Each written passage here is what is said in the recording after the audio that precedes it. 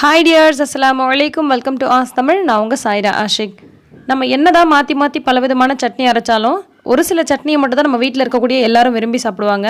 அந்த மாதிரி எங்கள் வீட்டில் எல்லாரும் ரொம்ப விரும்பி சாப்பிடக்கூடிய ஒரு சட்னி தான் இன்றைக்கி நம்ம பார்க்க போகிறோம். குறிப்பாக என் கணவருக்கு இந்த சட்னி ரொம்ப ரொம்ப பிடிக்கும். வைக்க சாப்பிட்டுட்டே இருப்பாங்க. ஸோ எப்படி செய்கிறதுன்னு பார்க்கலாம் வாங்க. இப்போ ஒரு மிக்சர் ஜார் எடுத்துக்கலாம். இன்றைக்கி நம்ம கார சட்னி தான் செய்ய போகிறோம். கார சட்னியே பலவிதமான மெத்தடில் செய்வாங்க. அதில் இது ஒரு மெத்தடுங்க. இது ரொம்ப ரொம்ப சூப்பராக இருக்கும். இப்போ நான் 5 போல் காஞ்ச மிளகாயை மிக்சி ஜாரில் சேர்த்துருக்கேன். காஞ்ச மிளகாய் நல்ல காரமாக இருக்கனால நான் 5 சேர்த்துருக்கேன். ஒருவேளை காரம் கொஞ்சம் குறைவாக இருந்துச்சுன்னா ஒரு 6 அல்லது 7 கூட சேர்த்துக்கோங்க. அதுக்கப்புறமா உரிச்ச பூண்டு ஒரு 2 கட்டி அளவுக்கு உரிச்ச பூண்டு சேர்த்துக்கலாம். பூண்டோட இந்த மேல் தோலை எடுத்துக்கோங்க. அதே மாதிரி உள்ளே இருக்கக்கூடிய ஒரு காம்பு இருக்கு இல்லையா, அதை மட்டும் எடுத்துக்கலாம். இந்த மாதிரி பூண்டோடைய மேல் தோலில் உரிக்க தேவையில்லை. அடுத்து நல்ல பழுத்த தக்காளி ஒரு 3 தக்காளி போல் இந்த மாதிரி ரஃபாக கட் பண்ணி வச்சுருக்கேன். அதையும் இது கூட சேர்த்துக்கலாம். தக்காளி நல்ல பழுத்த தக்காளியாக இருக்கணும். அப்போ தான் சட்னி நல்லா டேஸ்ட்டாக இருக்கும், பார்க்குறதுக்கும் நல்லா கலர்ஃபுல்லாக இருக்கும். ஸோ இப்போ சேர்த்தாச்சு. இது கூடவே தேவையான அளவுக்கு உப்பு சேர்த்துக்கலாம். சட்னிக்கு எப்போதுமே தூள் உப்பு சேர்க்கறதுக்கு பதிலாக கல்லுப்பு சேர்த்தோம்னா அது ஒரு விதமான டேஸ்ட் கொடுக்கும். ஸோ தேவையான அளவுக்கு கல்லுப்பு சேர்த்தாச்சு. இப்போ இது கூட சின்ன வெங்காயம் ஒரு 2 சின்ன வெங்காயம் மட்டும் வைக்கணும். இன்றைக்கி என்கிட்ட சின்ன வெங்காயம் இல்லை. ஸோ நான் பெரிய வெங்காயத்துலேருந்து பாதி வெங்காயம் மட்டும் வைக்க போகிறேன். இது சேர்க்காம கூட செய்யலாம். ஆனால் பூண்டினுடைய ஒரு காரல் தன்மை இருக்கு இல்லையா, அது இந்த வெங்காயத்தோடு சேரும் போது அது ஒரு விதமான டேஸ்ட்டாக இருக்குங்க. ரொம்ப ரொம்ப சூப்பராக இருக்கும். அதிகமாக வைக்க தேவையில்ல. ஜஸ்ட் ஒரு பாதி வெங்காயம் மட்டும் வச்சா போதும். வைக்காமல் அப்படியே அரைச்சா கூட நல்லா தான் இருக்கும். இப்போ இது எல்லாத்தையும் சேர்த்துட்டு நல்லா நைஸாக அரைச்சி விட்டு எடுத்துடலாம்.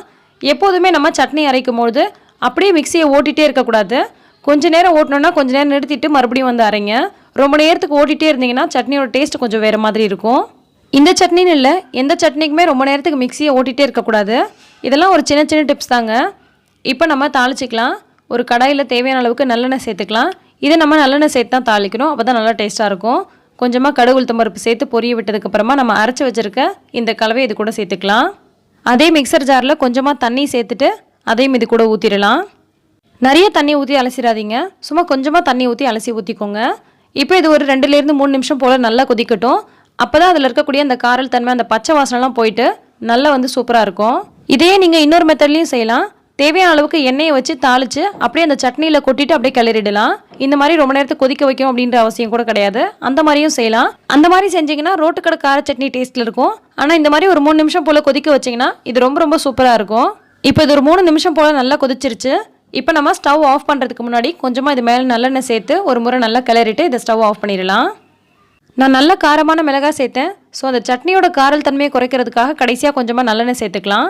இந்த சட்னியோட கடைசியாக அந்த நல்லெண்ணெய் சேர்த்து சாப்பிடும்போது தான் சாப்பிட்றதுக்கு ரொம்ப ரொம்ப டேஸ்ட்டாக இருக்கும். இது இட்லி தோசைக்கு ரொம்ப ரொம்ப சூப்பராக இருக்கும். எவ்வளோ வச்சாலும் சாப்பிட்டுட்டே இருக்கலாம். அதே மாதிரி இந்த சட்னி நிறைய செலவாகாதுங்க. ஜஸ்ட் 1 ஸ்பூன் அளவுக்கு வச்சிங்க அப்படின்னாலே 2 இட்லி சாப்பிட்லாம்.